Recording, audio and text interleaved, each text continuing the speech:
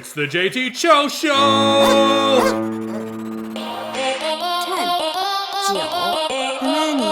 9, 8, 7, 6, 5, 4, 3, 2, 1.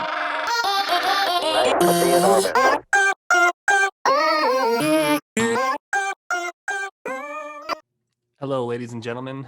I'm your host, JT. This is the 68th episode of the JT Show. We're still pushing. Today's Sunday, the 28th of February. February. Anyways, today's the last day of the month for that month. March starts. Beautiful day here in Michigan. Having a great time. I know you guys like guests, so I had to bring back somebody that he's also on the picks. He's currently a college student, studying his way through life right now. A lot on his schedule, but took time out of his busy day to talk to one of his homies. Please welcome back Frank Graybart. And this is when the audience would clap, like if I had a late night TV show. But hey, thanks for joining me for the JT Show. Here's Frank.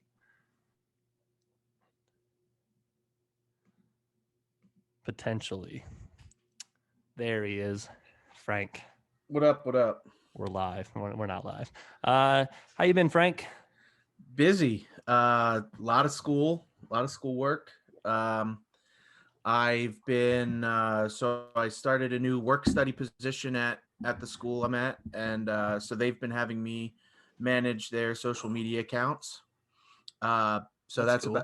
It's about 4 accounts, and then I also moderate that football page, and so I've been busy doing all that and schoolwork, and then obviously trying to raise a daughter.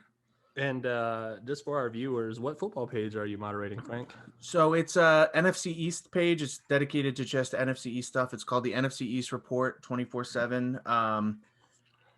We just brought on a Sports Illustrated writer and Emmy Award winner, Dallas Cowboys reporter. So that's super cool. So we're trying to, position the page to get more followers. If you're driving in your car and you're listening down the road, first of all, thank you. But if you're not watching this, so you go to my YouTube, the link will be in the YouTube description to his NFC East page. So you can find it there for sure. A lot has happened in the world of sports, and I want to bring Frank's view into this. This is why I really wanted to podcast you, and I don't want this to turn into a typical Stephen A. Skip. I don't want to do. I just want your honest opinions and views. And one thing that I want to talk about is the Carson Wentz trade.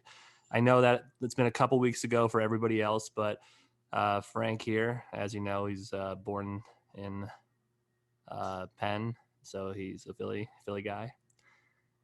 So Frank, tell me about the trade and tell me how you feel about it, and just let me know what you think. So I'm sad to see him go. I know within our group chats, I pull the old trolling and take some hard takes, which some of them I actually do believe, and you guys give me a lot of shit for it. But I do honestly, I'm sad to see Wentz go, and I'll tell you why. So without going into kind of like I could go into like a 45-minute spiel about this, but the way I look at it is you draft Wentz second overall, right? He has your typical rookie season his first year. His second year, he comes out and just starts dominating, right? He was the clear favorite to win MVP that year. And then on a fluke play in Los Angeles, he tears his ACL. Right. Done for the season. Foles comes in to do his job, right? He's asked to come in and win. And he does just that. And he takes the Eagles all the way to the Super Bowl. And they win the Super Bowl with Foles. He wins MVP. The following year, everybody's high on Foles. Everybody's high on the Eagles. Foles starts off. Team is kind of like, not doing too great, but whatever. I think that the organization rushes Wentz back, hoping that he would come back to his MVP form. He gets injured again, breaks his back or whatever. Mm-hmm. And he gets put on the IR, and then Foles comes in and takes the team to the playoffs again. And then at this point, they've got a statue of him in the locker room. Everybody's saying get rid of Wentz. The media's starting to turn on Wentz. Then all of a sudden, this article the following year, they get rid of Foles. Wentz comes back. The following year, there's like an article written about him. An anonymous source within the locker room says that he's kind of a diva, doesn't listen to the players, like just does what he wants or whatever it is, and takes the team to the playoffs with some second string type guys, throws for the most yards in Eagles history. Those 3 seasons, over 20 touchdowns, less than 10 interceptions. And then this year comes in, or last year now, he comes in and he just has a shitty season, a horrible season. So through his entire time in Philadelphia, his character's been attacked. People have been saying he's injury prone, he can't win, he's not going to do anything, he's a bust, all this type of stuff. And this guy not once comes out and bashes the team, not once comes out and bashes the fan base, does not bash the city of Philadelphia. He supports his team. At least you see on the sidelines with the camera, he's high-fiving Jalen Hurts this year, right? He's supporting everybody, supporting Foles when Foles was in. And yet the media and the fan base were all like, get him out of here. This horrible, they started attacking his faith too. Like this Christian, blah, blah, blah. And just it's weird how that happens too. It is. And they just turn on him. And then when he's not saying anything, right? Still not saying anything, they get rid of him to Indy, and everybody calls him a big baby. And it's just, I think it was unfair. He was treated unfairly. And I don't want the Eagles to fail, right? I will support Hurts. But I want him to succeed. I want him to go out and dominate. I want him to be up there with Mahomes and Josh Allen, and be competing for an AFC championship every year, just so I can look at the rest of the Eagles fans, go, look, that's what we had. Right. We got rid of it. Now, his last season agreeably was horrible.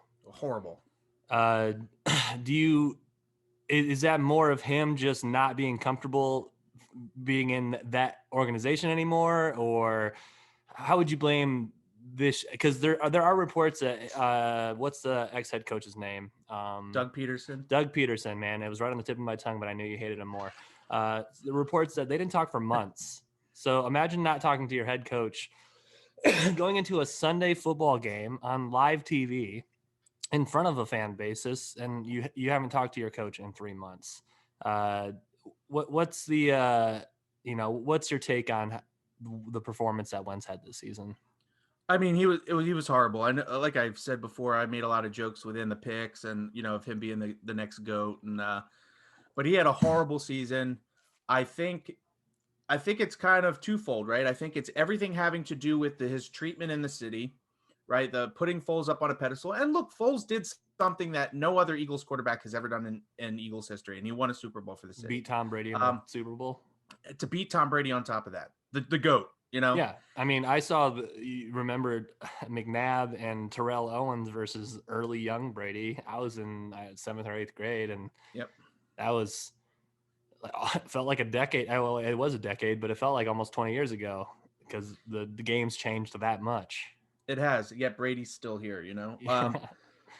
So Foles does that, beats up. They what the Patriots had just won the year before. They would go on to win the year after. So like Foles does something that no other quarterback in Philly history has done, and not a lot of other quarterbacks in the NFL have done to Tom Brady. But it was just that second we threw away Wentz's MVP season. We say, Wentz isn't the guy. So I think all of that, the media, the fans, the treatment towards him played a part. But obviously his relationship with Doug was strained. If you've watched some of like the sports talk shows like Undisputed, and you had Orlando Scandrick would go on, and right after he got cut by the Eagles organization, he bashed Howie. There's been other anonymous players that have come out and said that Howie Roseman is ruins that organization, that he's a snake, he's a little rat, all sorts of stuff. So other players I think there were players that came out after the Wentz trade that were released by the Eagles and made comments on Twitter like, good for him, where he joins us as the people that kind of got thrown under the bus for everything. So um, I think it's just a collection of a bunch of stuff that went in together. I don't think Wentz gave up per se. I don't think his head was in it. Yeah, yeah, it's tough. Prediction for Indianapolis, though. Do you think that Wentz has a better season statistically than Philip Rivers had, or do you think it takes him a year to get to that point? Do you see the Colts going to the playoffs, and do you see him doing better than Philip did last year? I see the Colts going to the playoffs. I think they become instant contenders. I think it's going to be between the Colts, the Bills, and the Chiefs for who come out of the AFC. So I can see one of two storylines coming out for the Colts this season. One storyline is Carson Wentz, not a very good season. Maybe it takes him a year to learn this offense. Fair. Next year. Or I see Carson Wentz just coming into an organization that communicates to him, that believes in him, that's given him the second chance. And he's got more to prove than like Sam Darnold. He's got more to prove than Tua. Stafford. Stafford has, I would agree with that. Stafford does have, I would say Stafford's almost number 2, but Jared Goff, I mean, he can really prove a lot of people wrong too with his, how many draft picks they gave up for him. But it's rough for quarterbacks to go to a team because, I mean, Stafford was with the Lions for all that time, and he knew that offense and knows how to read defense. I've read an article from the center who said that him reading defenses was super impressive. But I mean, every quarterback has to do that. But a lot of movement for quarterbacks. But yeah, Carson Wentz, he could just take off and just have one of those seasons again. Like he's having spurts of like, I would describe it as like Derrick Rose is my biggest what if though, like what if he would have never went down? And he was having a phenomenal 10-game season. And I don't think ever since, they've been taking him out, putting him in, taking him out, putting him in, I think that just wears and tears on somebody. Like, does the organization believe in me? No, because they're not giving me a chance. They're taking me out too early, reading speculation about this and that. So it has to wear on a quarterback, 100%. Oh, yeah. So fatigue wise, I think he's gonna get that refresher. He's gonna new city, new me, and go back to the sling and the sauce like he used to during those early spurts of good games. I don't think anyone sitting here watching this, or anyone in the Twitter world, or anyone on Facebook or whatever, can sit here and tell me that what Wentz endured, even for the amount of money he was making, what Wentz endured, the attack on his character, the attack on him, everything about him. I don't think anyone can handle that mental health wise. I just don't think. And then he's got a newborn on top of that. I just don't think anyone can handle that. And I think he goes into it already seems like on social media, his Colts teammates now, minus Pitts, who didn't want to give up his number 11. I find that hilarious. Yeah, a rookie with 500 receiving yards and a one touchdown. I'm number 11. I think I heard Wentz actually was like, "Hey, how stuck are you on that number?" And Pitts was like, "I want it," and Wentz was just kind of like, "All right, cool." But still, the media's got to be like, Wentz was turned down for his number. What has he announced a number yet? No, I don't think so. Man, what do you think his number's going to be? I'm not even sure. Pat McAfee on his show is making jokes that he could wear his retired number. Yeah, wear number 1. Yeah, that was McAfee's number. So bring that number 1 back to glory. Yeah, I'm a big fan of him. 18, give him 18, right? Big fan of him. I mean, there's a ton of sportcasters in the world, and from your argumentative shows to your very opinionated show, Pat McAfee, I said that right? Yeah, Pat McAfee. I always feel like I'm saying his name wrong, and I know it could kick my ass, so I always try to watch that. No, but 3 weeks ago, Colin Cowherd did a little jab at him, saying like he wasn't a true journalist. And then the way that Pat handled it, he's like, I'm not. And then like he's like, what about this guy though? What about my crew? You're not calling them journalists? But I mean, I don't know why you would take hacks like that. Like, why can't you guys just all get along? Like why do you got to attack another person who's having a very successful show as well? Colin does very good with Joy Taylor. I watch hard takes on Colin because I like to know when he's wrong, to be honest. Like when he makes a really hard take and he's wrong about it, I'm like, yeah, dude, I watched that and you're wrong. And I remembered that. That's one of my favorite things about watching sports, though.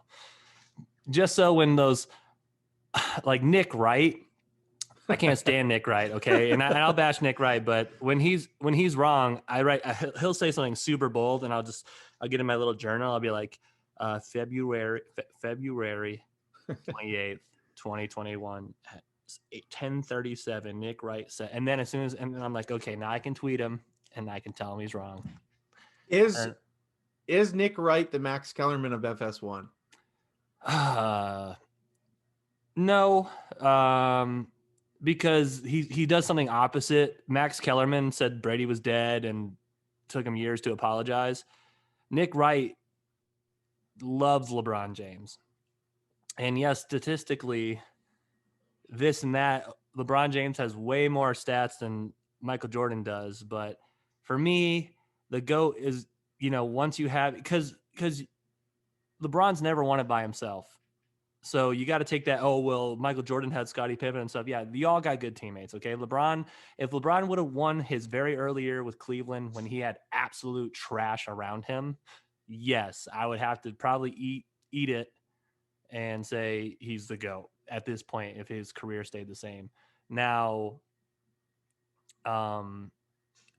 Michael Jordan, once he got to the finals, 3 for 3, took a year off, played a half season, 3 more. So three-peat.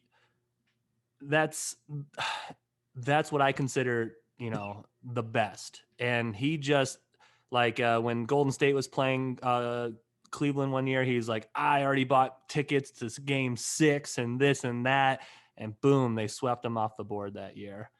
He's a LeBron fanatic. And by the way, I may have said this before, but it's not LeBron James's fault. Like, okay, his flopping on the court is trash. And if you ever hear this LeBron James, it's fucking garbage. Okay. When you flop, it's a disgrace to the game. You're a monster. You're one of the most athletically dominant players to ever play the game. And I respect that. I just hate you when you play for Cleveland.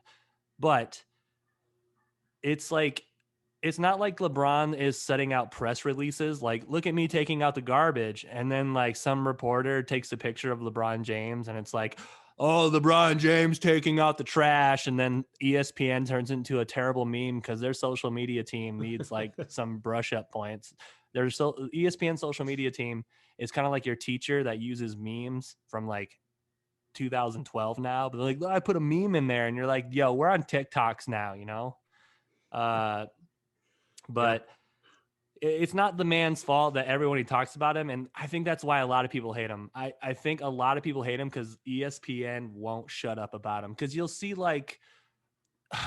a hockey team score a goal and they're like, LeBron James was driving across the street. Like, what a coincidence. And I'm just like, no. Yeah. Or LeBron will turn. So I've used to be a huge LeBron hater. You ask anybody from back in the day, canon wise, they would tell you Frank Raybars is the biggest LeBron hater. And it all stemmed from his little selection show. Oh yeah, he was that's where a lot of people started hating him. Yes. Yeah. And so after that, I mean, I've come to respect his game and but he's very good. There will always be ESPN could put up a post of somebody, like an ultimate Frisbee highlight, right? And LeBron James played ultimate Frisbee. Yeah, or LeBron might give somebody props for something that has absolutely nothing to do with sports, and ESPN will share it. Yeah, it's what sells for them. Yep. I mean, ultimately, LeBron James is going to play in the league as long as he wants to. I think he wants to play on his son's team. He wants to be like Ken Griffey and his daddy. That's cool. That's a if you don't know, that's a Waterboy reference. We can be like Tiger Woods and his daddy. So I think that's what he's waiting for. He's waiting for Bronny Jr. to enter the league. And I mean, I kind of had it like not really an argument, but just kind of like a 2-sentence back and forth. That's in I think that's in less than 4 years that his son can be NBA eligible. It might be 3 years at this point. I think did the NCAA change the rules yet? It's like the one and dones, that's still a thing, right? The one and done still a thing, but they have a new thing where the G League can just like take rookies or it's something developed by the NBA where kids can now skip college and get paid. So you don't have to go to college. You still can't play in the NBA, but you have to do a year at this thing that you get paid, and it's like G League pretty much. It might be G League. I honestly, it's something just like that. Or he could always pull the LaMelo route and go play overseas somewhere. Well, oh man, that all stints from and if people don't remember, that all stints because they were playing at UCLA. Yeah, Lonzo was. Yep. All three. Props to the dad. He got 3 of his sons, all athletic scholarships, and then they went to China. There was some bad stuff that happened, and then ex-President Trump helped the Ball family out and got all those kids back over. I'm not saying he's the greatest guy ever. I'm just stating things that happen in history. And then now they're like, well, they're not playing college there anymore. My sons are playing in Lithuania. And then Melo's in high school, kind of. I don't even know. He's really young and he's playing Lithuania ball. And then he goes and plays in Australia, which has a very competitive league. And man, I will say this though.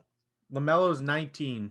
Yeah. So yeah, he's already had a season and a half of professional basketball outside of playing for Charlotte this season. And overseas basketball is very competitive. I always was kind of like a drive factor of how much money that you can pay players is how good the league is, because it's kind of based on fan attendance and things like that. Yeah. So people aren't going to pay to watch garbage. That's why the Red Wings in the 80s and the 70s had to give out cars on Friday, because come to the game tonight and you can win a free car. Like, oh, fucking, I want to win a free car. Yeah, might as well kill some beers and watch the Red Wings suck while we're at it. But I mean, there are $1 million contracts overseas, and that's mind boggling. Cause I mean, does the rest of the world have money? No. I talked to Nick Minerath, who's playing in South Korea. I don't know the exact team name, but he's been finishing game winning 3-pointers. He had 2 in a row. But his podcast, he'll walk you through year by year how much his contracts are worth, and I'm just sitting over here with my jaw dropped. You're making that? Damn, I should have been 5 inches taller.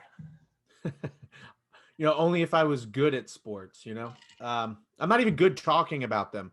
So playing them, I would be pretty bad. Ultimate Frisbee though, and disc golf, I'll compete with anyone on the field. I'm a Frisbee guy. Tooting my own horn here. I am not to toot my own horn, but I'm still going to toot it. I played one time this year with my roommate last year. And I almost got a hole-in-one off of just a random skip. It was wild.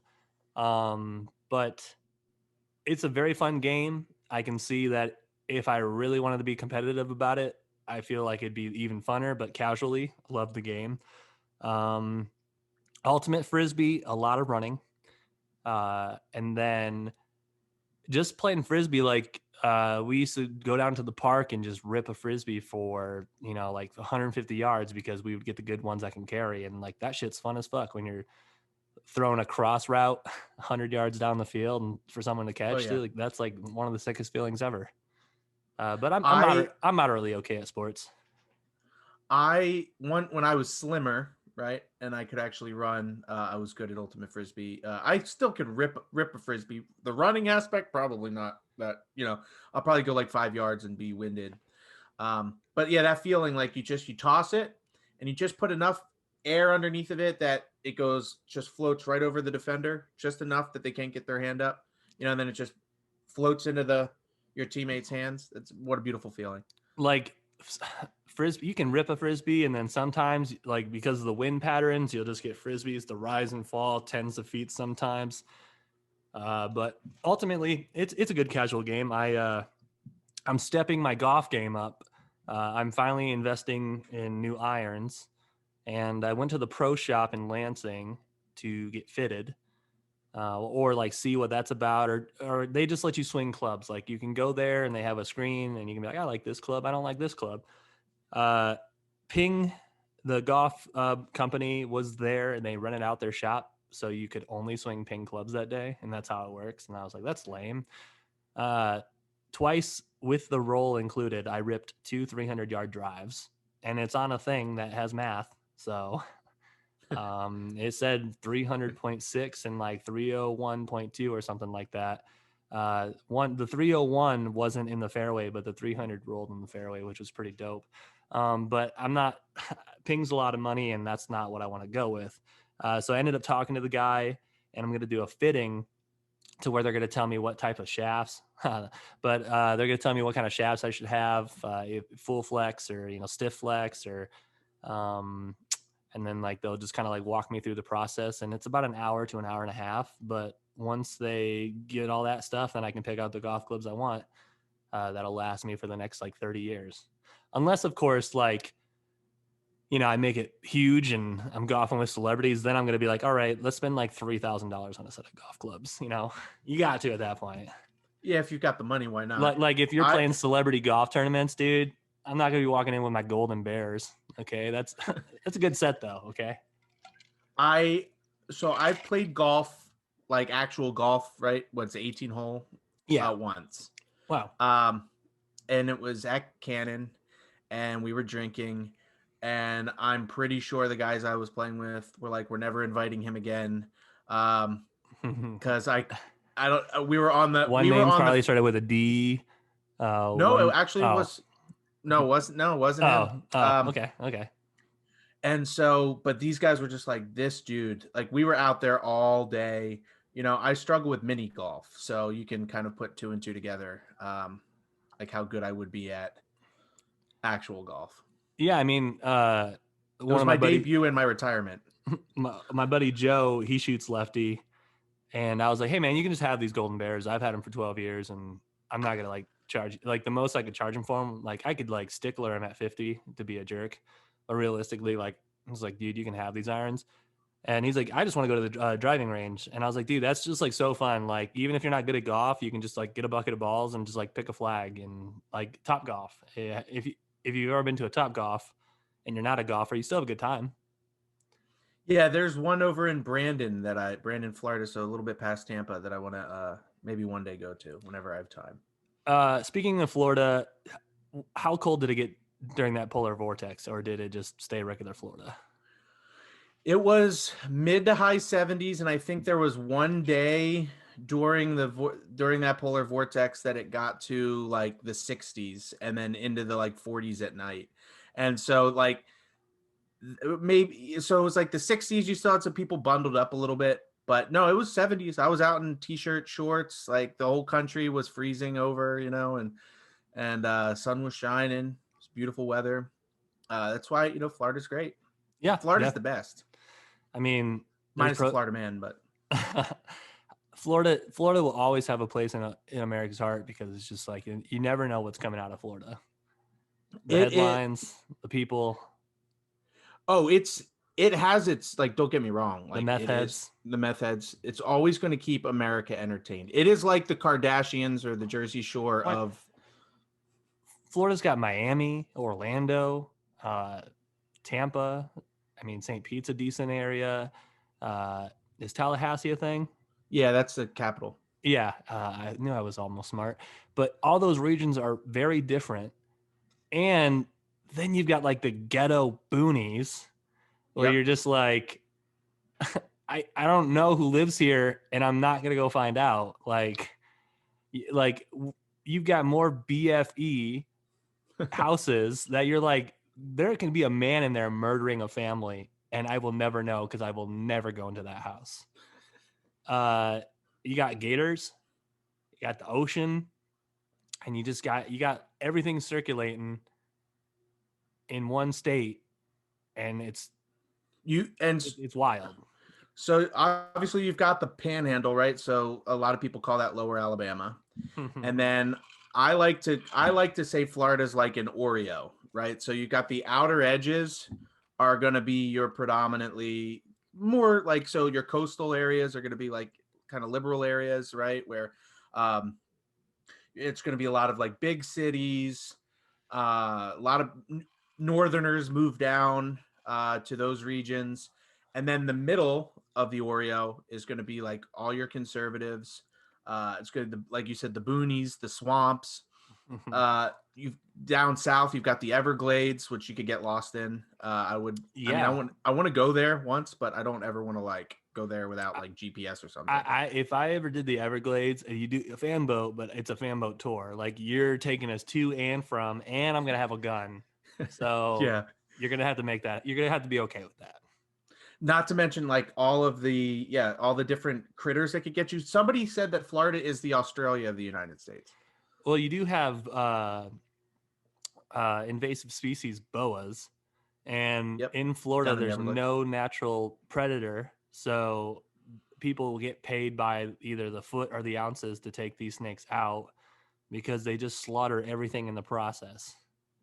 They totally disrupt the entire ecosystem, and it's because people get them little snakes, and all of a sudden little Timmy snake is 6 feet long. You're like, well, that can kill him, and you let it out the back door, and you say, not my fucking problem anymore. It's Florida's problem.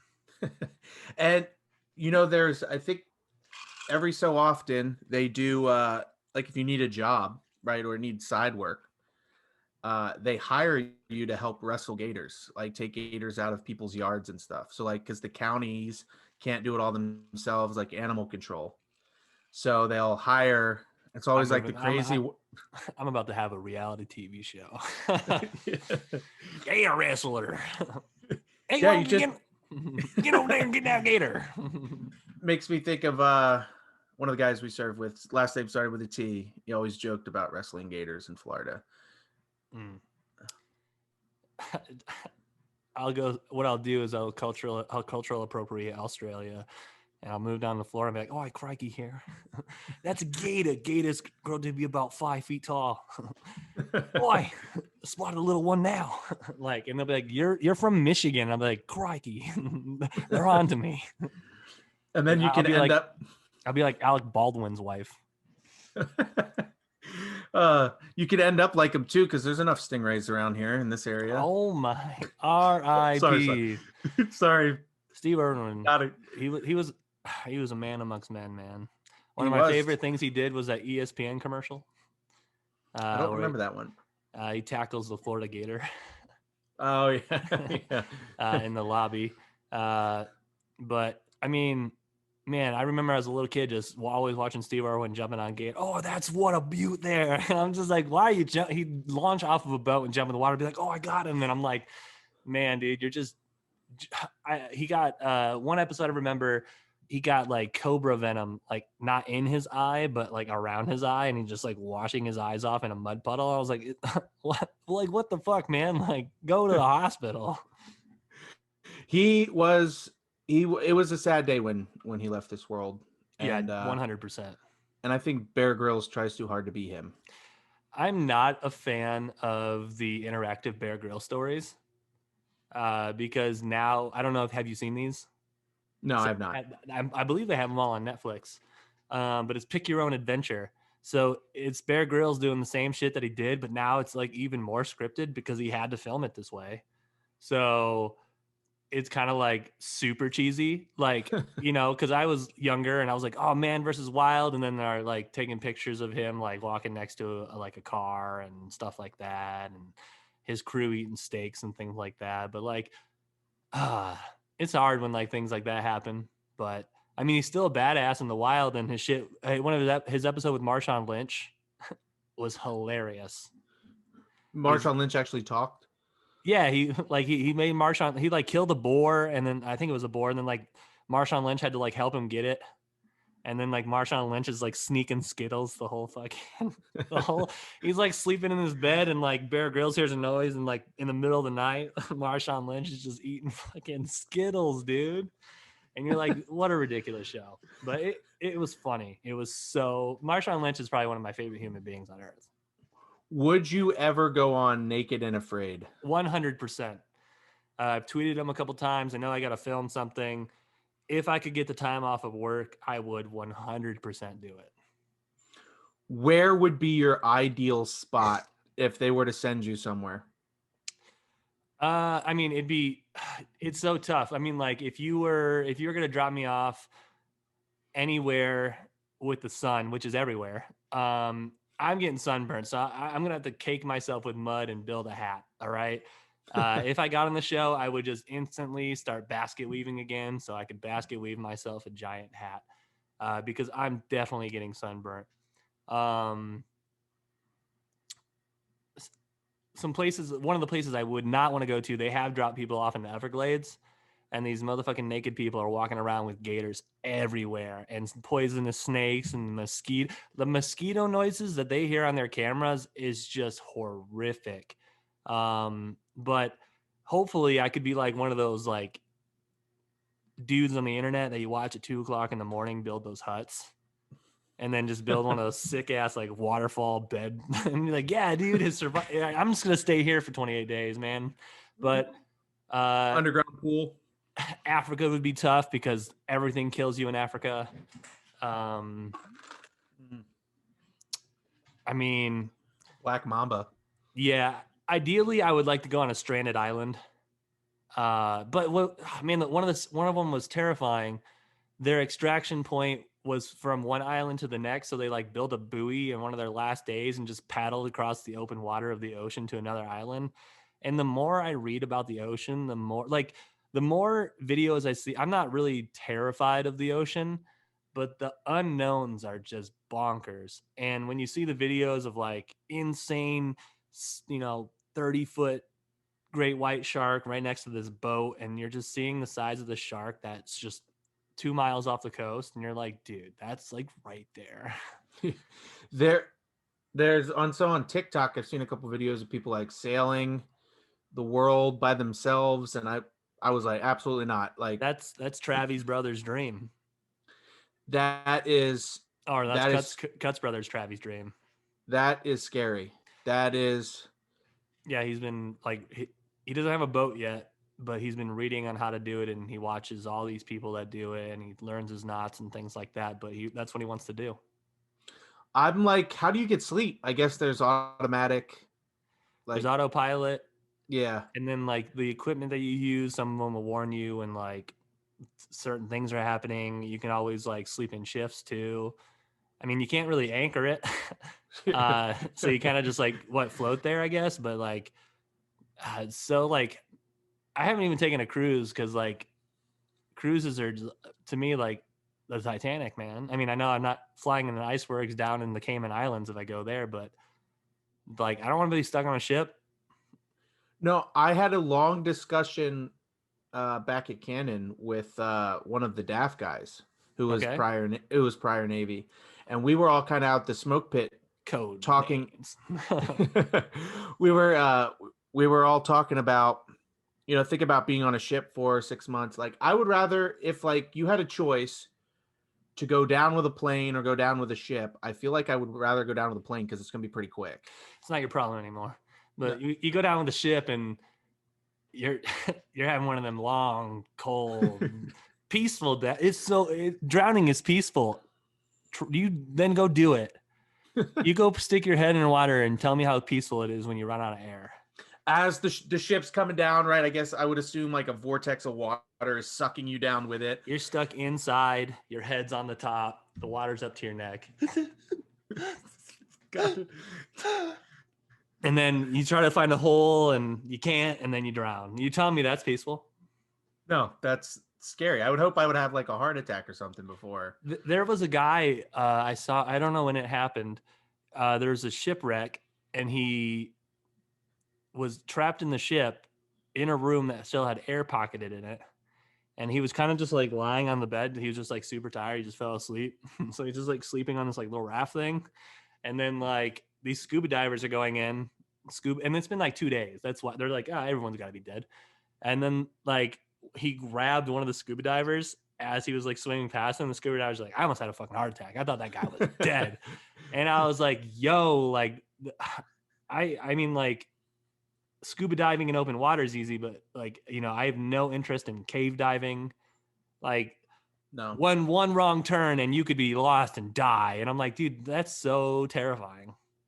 that's like the Blue Hole in New Mexico? There like when you went down, there was the entrance to like the little caves and stuff that went around the state, and a scuba diver had went in there, got lost, and they found him on in a different part of the state, and then they finally went down there and like locked up the entrance. Like, no. Yeah, like that. How far does that go back? So far. Know. Yeah, like so creepy. An estate that you drive around and it's all just desert. There's some secret underground catacombs of water. And yeah, and your body comes floating up some other part of the state. Like, no, dude, no, thank you. Right?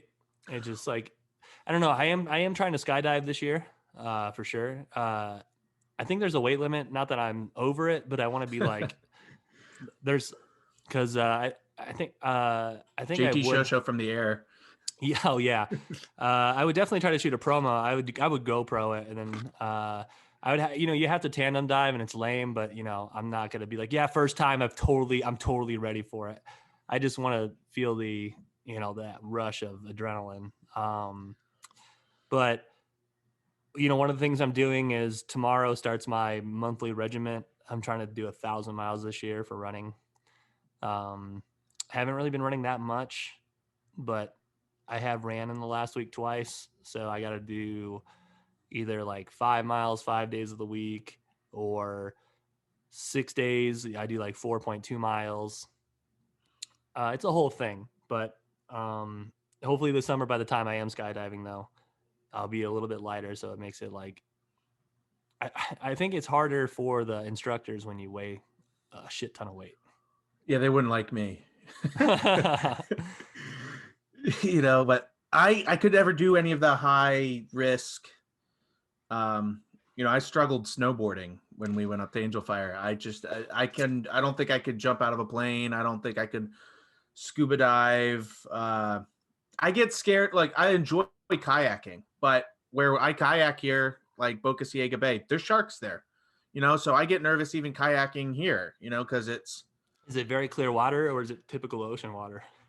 So it's brackish water, so it's a mix of fresh water and salt water. And there's sharks. Sharks swimming about, hanging out. There's been news stories in this area where like people are swimming in their backyard because their house is on the bay, and kids and adults have gotten bit by sharks while swimming around. See, like, that's one of the things I like about Michigan lakes. The most you're going to do is piss off a snapping turtle. I mean, the Great Lakes are scary. The Great Lakes are just as scary, and that's fresh water. Oh, yeah. But I mean, like little lakes, I can run down the hill and jump into a lake and be like, don't have to worry about any alligators, or nothing like that, dude. It's just water, and there's fish in there, some turtles, some frogs, maybe a water moccasin here and there. Yeah. But I mean, they're more scared of you than you are of it. But like Lake Michigan, like those Great Lakes are so big that, you can't even see the other side of the water. And on the other side of the water is another state. Yeah. And the wildest thing about it is, like just the other day in the Great Lakes Superior up at the iron ore place or whatever it is up there, the Lake Superior was frozen and people were ice skating on it. And I was like, man, dude, I don't know. Lake Superior is definitely the coldest lake. In the summer, it's only about 66 degrees Fahrenheit. So when I lived up there and we didn't have air conditioning and it'd be too hot, we used to drive down to the lake real quick. I would get in the water for about 15 minutes and it would be like, I would be so cold that my bones, it felt like my bones would be cold for more than like 4 or 5 hours. So it was like free air conditioning. It'd be so weird. It's definitely the best lake to swim in is got to be Lake Michigan. Nobody likes Lake Erie, and Lake Ontario shared a lot by Canada, and it's got the Niagara Falls, and that's beautiful too. Lake Huron's not terrible. Lake Superior sank the Edmund Fitzgerald, I think. I wrote a song about it. Gordon Lightfoot. Yep. Yeah, and it's in like again, that's how the great like in the winter there's a dude, he's always making he's always trending. Like people didn't see it last year. Like, man, surfing in the winter, and he's got icicles in his beard and he's got like a wetsuit and he's just like surfing on the water. Because you can get some pretty big swells on the Great Lakes, and it sank a tanker. I forget what the cargo was, but a huge boat. That's how big the waves are. So even being on Lake Superior, like you're like, dude, if it's even choppy, I don't want to go deep sea fishing or nothing. I just want to take her easy indoors and not die. Yeah, I've seen Ontario when I was in Toronto, and then I saw Lake Michigan sits on Chicago, right? Yeah. Like Chicago sits on that. Yeah. Yeah. So I've seen Lake Michigan. And it's weird, like you realize it's a lake and you're looking at it and you're like, that's doesn't look like a lake. Chicago's view is very limited. You don't get the full Michigan. When you see it on the Michigan coastal, you get more of a panoramic view of it. You get like you can't visibly see how long it goes. Chicago's kind of like here's an edge and here's an edge, and then it goes forever forward. But it's just mad wild that like there's that much water just chilling, and just chilling. And I'm pretty much a part-time owner. Okay. So, and then, one time I think it was Arizona, like, hey, we will build a giant pipe if you share some of your water. And we're like, get the fuck out of here. This is our water. This is our water. But yeah, dude, things like that just always super terrifying. Always super terrifying for me. I was going to ask you another thing too. I don't know if I wrote it down or not. I'm trying to check. While we wait, April 25th, I'll be performing in Dayton, Ohio. Amateur that is awesome. Stand-up night. So at Wiley's Comedy Club. So if you're in the Dayton, Ohio area, pop your head in. Yeah, pop your head in. Only if there was a way to like stream it. See, I mean, like I'll definitely show you. So here's the thing, and like I hope my fans, because like poor Ricky Bobby, for instance, he was on last night. Cut ditched me playing video games. So I was really blasted toward the end of my night, and I was like, I'm gonna stream without him. And so I was streaming, and poor Ricky Bobby's like, oh, when's the next podcast? And I'm like, Frank's coming. He's like, cool. He's like, what are you guys gonna talk about? And I was like, I don't know, man. I don't like write things down. There's things that I definitely want to talk about, and there's things that I definitely want to trail off about. But full circle, that's what I like to call this, to the original point, I'll record it and I'll share it with you guys. Like, unless I bomb. If I bomb, I'm going to be like, nope, didn't record right. My phone was off. It broke. But I record them for my own use. Like, I record them so I can take notes on pausing and stuff like that. Did this joke work? It's very hard. It's very cringy watching yourself. But it has to be done.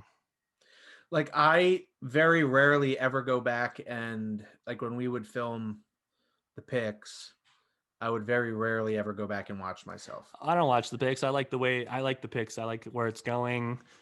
And we talk about it. We talk about how we feel after the show, and we always talk about what we think we can do better. And I like that.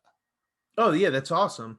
I mean, like I put it on in the background, for the views, but I don't like watch myself because like you said, it's kind of it's tough, especially if you screw up and you're like, man, I wish I wouldn't have said that. I wish I would have, phrased that differently. I think there was one of the episodes we did on the picks. I was like, this is like something I had done. And I was like, wow, this is cringe. Like, this is really cringe. Super cringe. Yeah. It's definitely tough, man. It's hard to, like, in college when, because my original degree is in broadcasting, I would have to critique I would have to like do like some of my classes, we would read news segments and then we would have to like watch them and then get graded. Like we pretty much watch them live with the teacher and he'd just be like, this is what you did wrong. And he'd just dissect you in front of everybody and be like, here's your grade. And I'd be like, oh my God, dude, I'm next, dude. I'm going to go to the bathroom. But it's something you got to get used to, if you want to get better. Yeah, I've always, we've talked about it. I've wanted to do the broadcast thing, and then I've kind of moved away from that. So I still want to do print, like write for print, but I have other plans. But I think it was like after I saw they did a little story here in the Tampa Bay area when our school, well, the school I went to before, St. Pete College, they got a grant from the government for childcare. So for students with children, And so my wife and I were kind of like the spokespeople for it. We met Congressman Christ and like took pictures, did the whole thing. Well, then the local news here interviewed us, and I was like super excited to see myself on television, because that was the plan, be on TV one day or radio or something. And then I saw myself talking in the broadcast, and I was like, nope. No, I look fat as hell. I don't know what I was saying there. And so And you had a giant beard, probably. I still had the beard. It was a little bit shorter, but yeah. I was like, nope, this is definitely not what I wanted to do for a living. I have to trim it, but I'm doing the year-long mustache, so I haven't been clean-lipped all year. It looks good. It's one of the better mustaches I've seen. I'll say it's not in its final form yet. The last one that I had was it was a thick boy, but a few more trimmings and it'll get where it needs to go for sure. Are you gonna do the handlebar or like something like? Oh, I'm just gonna keep it like it is, but like it'll just be bushier. It'll be redonkulous looking. Like right now, I'm at the stage where I let it grow for like 2 weeks without trimming it. Until it gets super annoying to where you're like biting your hairs and you're like, God, this has to stop. And then at that point, I do like a really nice trim on it. And then at that point, you're like, man, dude, that's a Tom Selleck looking guy right there. You got the hair. Yeah, my hair is ridiculous. I think if I get another job offer, I'll get a haircut just so I can have not like a crazy haircut, but I mean, right now I haven't showered today, but it's slicked back because my hair is all messy, but it's the longest I've ever had it to this date. So I've never had it this long. I would take off my hat and show that I'm thinning up here. So what I'm going to do is I think this week, I think it's time to schedule the appointment with the salon and get it cut into the mullet. It's gonna piss off Nikki, but she's married to me, so she's got to kind of deal with it. Oh, dude, that's terrible. Yeah, you have to take pictures. You'll have to. What you should do is like go to like JC. I don't know if JCPenney takes pictures anymore, but go get like pictures taken. We'll put on like an ugly sweater with a crazy like 90s background. Just go have a photo day with you and your mullet. You and your mullet and your beard. Definitely. Or have guys take I have the camera, so I could go have someone take it at class, or just school. Like take maternity photos, but instead of a baby, it's like a 6-pack of beer. Yeah, that would look good. Make that put that all over social media, my social media, Facebook picture, Twitter picture. Yeah, I don't really use Instagram, but I have the pics is on Instagram. But no, I mean, I've had a good conversation today. Oh yeah, definitely, always. Yeah. So I'm going to have the link for his NFC page on the YouTube channel. So if you want to figure out how to get there, go to jtofjville.com. JTofJville is where all my Twitter handles are. That's where you'll find Frank. Because if you go to my Twitter, I'm going to, I always promote my podcast there and upload it for people to watch. Anything that you want to say, Frank, before we skedaddle? No, it's always been fun, and love the show. I'm looking forward to picks this year. This next upcoming season. I miss football right now. It's been, I watch other sports. Baseball's back. It's not football. It's not. I'm excited for the Rays season. So I have nothing. I don't mind. Spring training's just getting reps. Okay. That's all it is. It's a giant warm up. I'm not going to sit here and watch spring training. Okay. If you go watch it live, it's different. Okay. I think that's more exciting, but regular season baseball, I'll watch. Spring training baseball, I'll just read about it. It's cool, living here and having all the stadiums around me, so I could realistically go and watch if I wanted to, but with social distancing and everything. But no, I'm it's always fun being on the show. Looking forward to the picks this next season. Oh, for sure. Before we go, I want to give a shout out to my friend Stephen Holcomb. You can just call him Hulk John or Holcomb or Rat Jar. Their debut single Moonwalker for their band Star Damage just released yesterday at midnight. Or might have been 2 days ago at midnight. Yeah, it was 1 day ago at midnight. Him and I'm trying to think of who's in the band with him. It's his boss. Well, anyways, both of them are in a band with each other. It's right now their first release was an instrumental. But they've been working hard with their tracks. They've been practicing and they've been putting in the work, and they're writing more music right now. So big shout out to them, because I like when my friends do things like this. It's pretty nice to see them do successful things, and I think that's what friendship's all about. When you're happy that they're becoming successful, and like not even successful is like, oh, he's selling out this theater. No, like he's doing what he really likes, and it sounds really good. Like this is what I like doing. This is a hobby. This is 100% a hobby. Unless like tomorrow some contract like, yeah, we want to put you on the old television. I'd be like, are you sure? Are you positive? This is Sirius XM. We want you to have your own show. If I would do Sirius XM, I would just say you got to build me a studio in Jackson. Like just pick a spot, let's build it up, and I'll give you 2 hours of my life a day if I have to. It'd be too easy. Oh, it'd be fun. I think that would be. I've tried out for Barstool, but I've sent them like videos, but nothing ever back from them. I feel like when you get to those top level, it's harder. Like building from.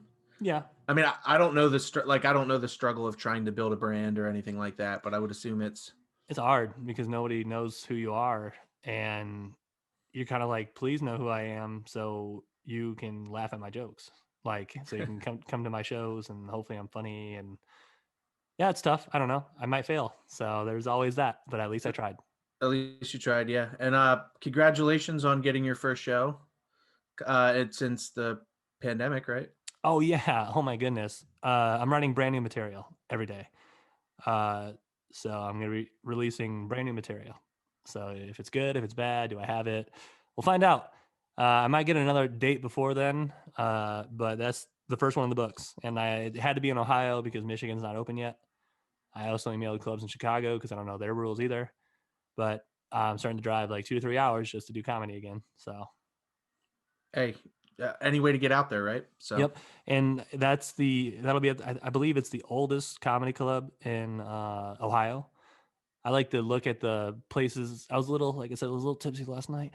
I do, since it's my first one that I'm performing at since the pandemic, and wherever I perform at, I like to look up the history, who's been there, who's came before me, because I'm so good. But like I like to see who performed there and what's the history of the building and stuff like that, so you can have those conversations if you do make it. Like I remember performing here, and that's what this building's about and stuff like that. So I do that with almost everywhere I get to go. Except if it's like, welcome back to Pizza Hut in Jackson for Funny Night Fridays, like I'd be like, yeah, Pizza Hut. It opened in 2000 and closed in 08 and then reopened back in 09. Like, yeah, whatever. Who cares?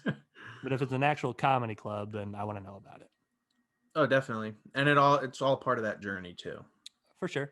But, all right, we'll let everybody go for the 68th episode of the JT Show. If you're still here, one last announcement.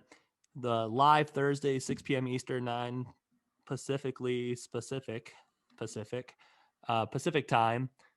It's going to be a live show on Twitch. That's twitch.tv/JT of Jayville. It's going to be my first live podcast show. It's not going to be playing video games. It's just going to be a straight podcast live on Twitch. Awesome. I'm definitely going to tune in. So, and then we're going to have live questions because we got the chat up, stuff like that. So hopefully we can draw a lot of crowd there. So tell your friends, tell your moms, tell your dads, tell your grandmas. So, alrighty then, I'll see everybody. See you later, Frank. Take care. All right.